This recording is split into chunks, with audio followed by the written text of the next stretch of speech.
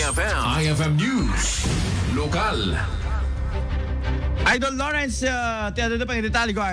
Yes, Idol Bernard, maragsakan ngayong pakaamon ni Vice Governor-elect Matthew Marcos Manotok.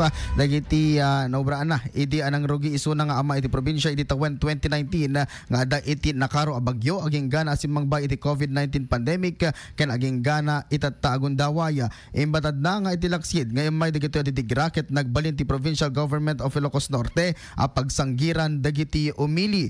May nag iti daytoy ket nagyaman ti gobernador kadagiti amin a nagtalik ken kuana iti maminsan pa adaras ket kunana asaan isuna a pumanaw. Daytoy man iti paset iti panagsarita ni Vice Governor-elect Matthew Marcos Manotok. Being your governor has been the greatest honor yet also the greatest challenge of my life. In September 2019, just a few months into my term, Typhoon Ineng struck our province and left over 1 billion pesos in damages. For the first time, I witnessed firsthand the selflessness, timpuyod, and the fighting spirit of the Ilocano and the Ilocana. We came together and helped each other.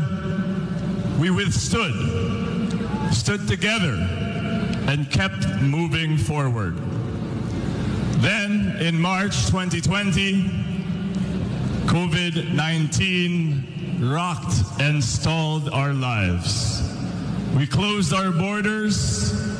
In hindsight, we were too strict, but we made the seemingly necessary decisions to safeguard our people. Despite our admitted shortcomings, I believe we proved we are a provincial government you can depend on.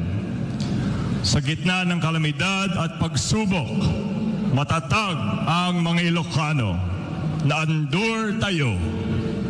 Today, Ilocos Norte stands safer, more stable, and more prepared for the future. We have made real progress, improving lives, expanding opportunities, and laying the groundwork for a better tomorrow. Agyamanak kada kayo amin, narimaten ti masakbayan tayo. Being your governor,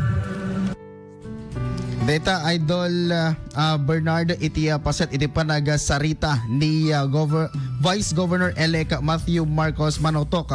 Kabayatan na imbatad na suportaran ng tibaro a gobernador iti probinsya ani Governor-elect Cecilia Araneta Marcos ken kunana nga urega po isuna iti biyang iti Zamboanga ket adda ken kuanan iti puso ti Ilocana. Para ti IFM News, Idol Lawrence Corpus Martinez, Tatak, Aramen.